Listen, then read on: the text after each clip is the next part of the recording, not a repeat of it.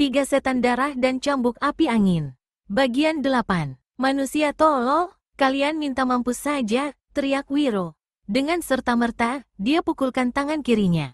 Sinar putih untuk kesekian kalinya menderu. Dan pukulan sinar matahari yang sekali ini meminta korban 16 jiwa bajak-bajak laut itu. Pekik maut terdengar di mana-mana. Siapa yang mau mampus dan ikut perintah Bagaspati, silakan maju, teriak Wiro. Tak satu anggota bajak pun yang bergerak di tempatnya. Jangankan bergerak, berdiri pun lutut mereka sudah goyah. Sementara Bagaspati berpikir-pikir pukulan apakah yang telah dilepaskan Wiro Sableng, maka si pendekar dari Gunung Gede ini palingkan kepalanya pada pemimpin bajak laut itu. Bagaspati, jika kau berjanji akan mengembalikan cambuk api angin, dan berjanji membubarkan gerombolan bajak yang kau pimpin selama ini, lalu kembali jadi manusia baik-baik, masih belum terlambat bagimu untuk kuberi ampun. Bagaspati tertawa mengejek. Kepongahanmu setinggi gunung, jawabnya. Meski ilmumu setinggi langit seluas lautan, Bagaspati takkan sudi menyerah padamu, kecuali kalau kau yang terlebih dulu serahkan jiwa padaku. Wiro Sableng bersiul dan tertawa gelak-gelak. Kau bisa juga bersyair, Bagaspati. Kalau betul-betul hatimu sekeras batu, tidak mempunyai kesadaran, kelak kau terpaksa bersyair di neraka. Silakan mulai, cabut senjatamu, setan alas, bentak Bagaspati. Ini senjataku, Bagaspati. Wiro acungkan kedua tangannya. Kalau begitu, kau akan mampus penasaran. Bagaspati lemparkan pedang Eka Sakti yang di tangan kirinya. Pedang mustika milik Prana itu menderu laksana kilat ke arahnya. Wiro miringkan kepalanya sedikit. Pedang putih lewat di sampingnya dan menancap di batang pohon kelapa. Prana cepat mengambilnya. Wiro, biar aku yang bikin perhitungan dengan manusia ini. Ah, kau tak usah mengotori tangan dengan darah manusia maling ini, Prana, kata Wiro pula dengan suara keras lantang. Prana sadar bahwa Wiro telah menolongnya dari satu kedudukan yang merugikan. Dia tahu bahwa dia tak bakal sanggup menghadapi Bagaspati. Dengan berkata demikian, Wiro bukan saja telah menolongnya, tapi sekaligus membuat dia tidak kehilangan muka sama sekali. Ayo seranglah, teriak Wiro ketika Bagaspati masih dilihatnya berdiri tak bergerak. Kau terlalu cepat-cepat ingin mati rupanya, setan alas, desis Bagaspati. Tubuhnya membungkuk ke muka, kedua kakinya melesak ke dalam tanah sampai 2 dim. Ini satu tanda bahwa dia tengah kerahkan tenaga dalam dan siap untuk melancarkan serangan yang dahsyat. Didahului dengan teriakan macam serigala melolong di malam buta, maka Bagaspati melesat ke muka. 2 tendangan dahsyat menderu ke arah perut dan kepala pendekar 212, sedang pedang hitam membuat satu jurus yang mengandung 5 serangan berantai. Ciat, Wiro lepaskan pukulan kunyuk melempar buah. Meski pukulan ini berhasil membuat tendangan lawan batal, namun pukulan itu sendiri kemudian dibikin buyar oleh sambaran angin pedang Bagaspati. Penasaran sekali, Wiro dalam jurus kedua membuka serangan dengan jurus membuka jendela memanah rembulan. Lengan kanan dipukulkan melintang dari atas ke bawah, sedang tangan kiri meluncur ke atas dalam gerakan yang cepat laksana kilat, sukar dilihat mata, dan terdengarlah seruan tertahan Bagaspati. Betapa tidak, detik itu juga dirasakannya pedang hitamnya telah terlepas dari tangan, ditarik oleh satu betotan yang dahsyat. Dan bila dia memandang ke depan, dilihatnya senjata itu sudah berada di tangan Wiro Sableng. Hahaha, bagaimana Bagaspati? Akan kita lanjutkan pertempuran ini?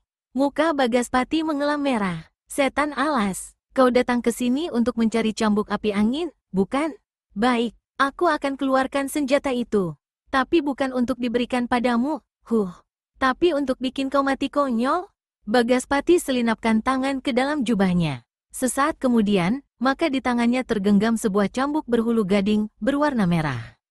Bagaspati mengekeh. Ini ambillah. Cambuk api angin di tangan Bagaspati berkelebat mengeluarkan angin laksana topan dan semburan lidah api yang luar biasa panasnya. Prana, Sekar, lekas menyingkir, teriak Wiro seraya buang diri ke samping beberapa tombak. Cambuk api angin menderu dahsyat menghantam pohon kelapa di belakang Wiro. Pohon kelapa ini terbabat putus, dan baik putusan yang mental di udara maupun yang masih tinggal tertanam di tanah, semuanya hangus ditelan api. Diam-diam pendekar 212 leletkan lidah. Di saat itu pula, cambuk api angin menderu kembali.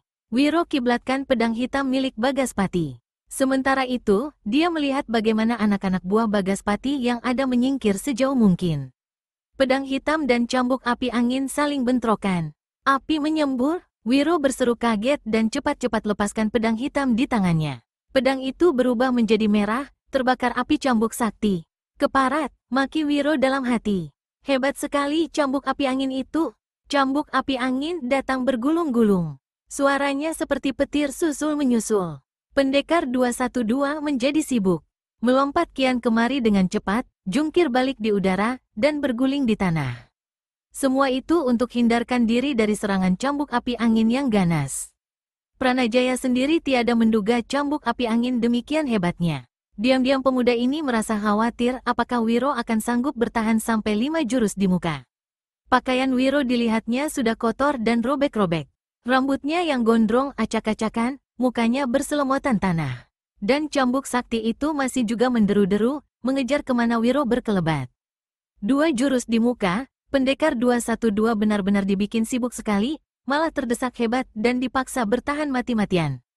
Di dalam ketegangan pertempuran yang menyesakkan dada itu, tiba-tiba terdengarlah gelak tertawa yang aneh dan suara siulan menggigitkan tak menentu iramanya. Dalam kejap itu pula, sinar putih kelihatan menabur angin yang memberikan kulit menderu, sedang suara seperti ratusan tawon terdengar datang dari segala jurusan dan tubuh Wiro Sableng sendiri lenyap dari pemandangan. Bagaspati putar cambuk api angin lebih cepat.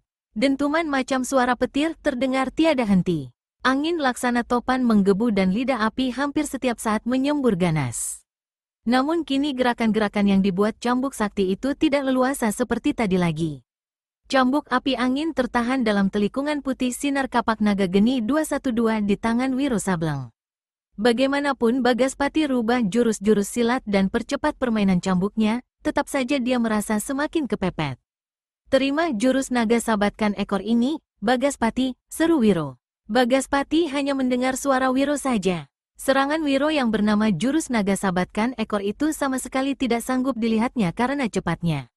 Dan tahu-tahu, keras. Lalu terdengar lolongan Bagaspati. Cambuk api angin terlepas dari tangan kanannya.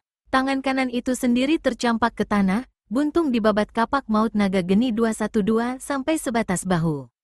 Darah menyembur kental dan merah. Bagaspati macam orang gila menjerit-jerit dan lari sana lari sini, seradak seruduk macam orang celeng. Racun kapak naga geni mulai menjalari pembuluh-pembuluh darahnya.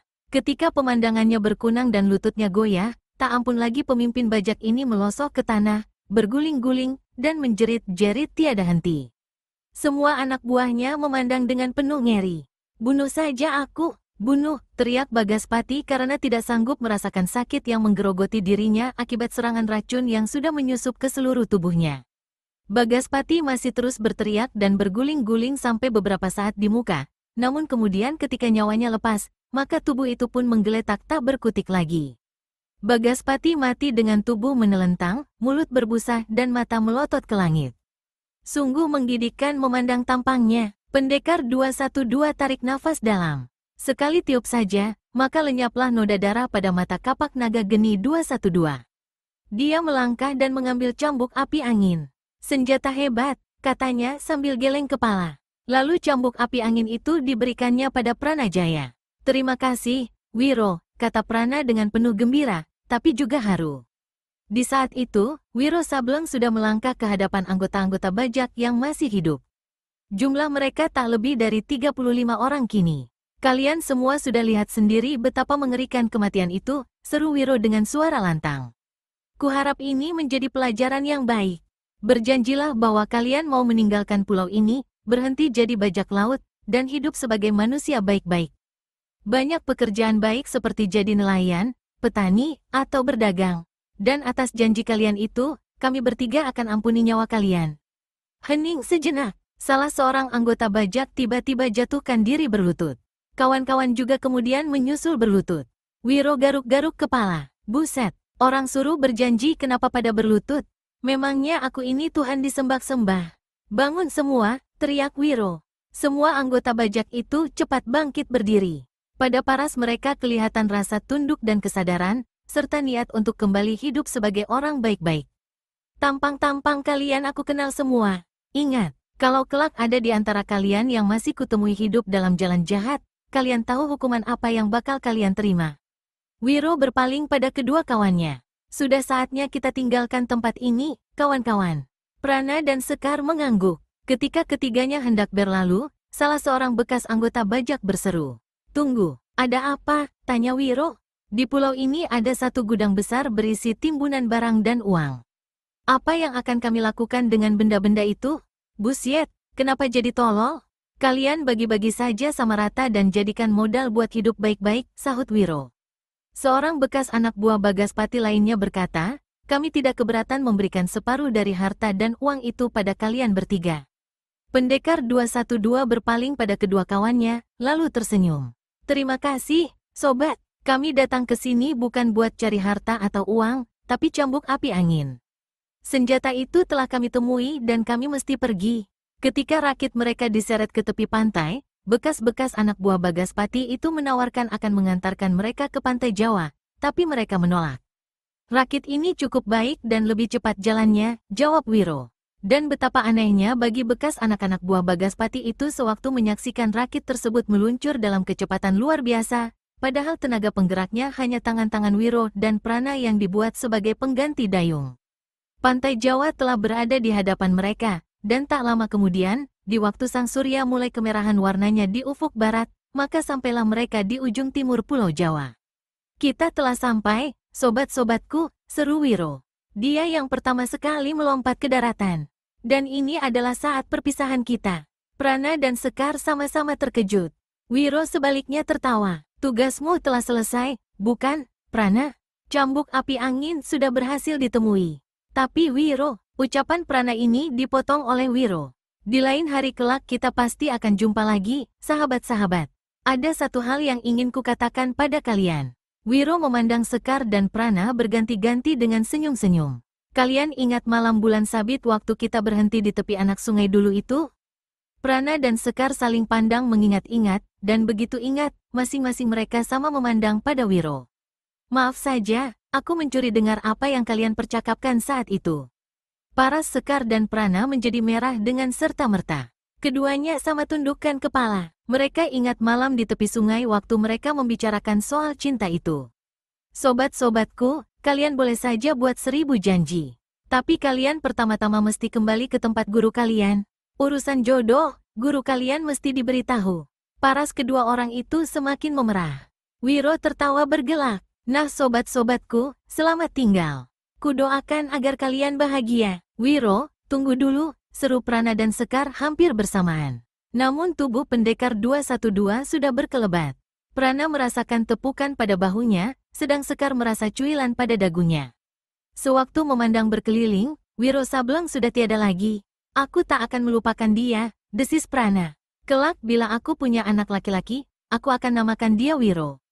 Prana putar kepalanya. Pandangannya bertemu dengan pandangan Sekar. Meski cuma pandang memandang, tapi semua itu menimbulkan satu kekuatan gaib yang membuat mereka saling melangkah mendekat, untuk kemudian saling berpeluk. Laut, langit, dan matahari sore menjadi saksi betapa mesranya pelukan itu.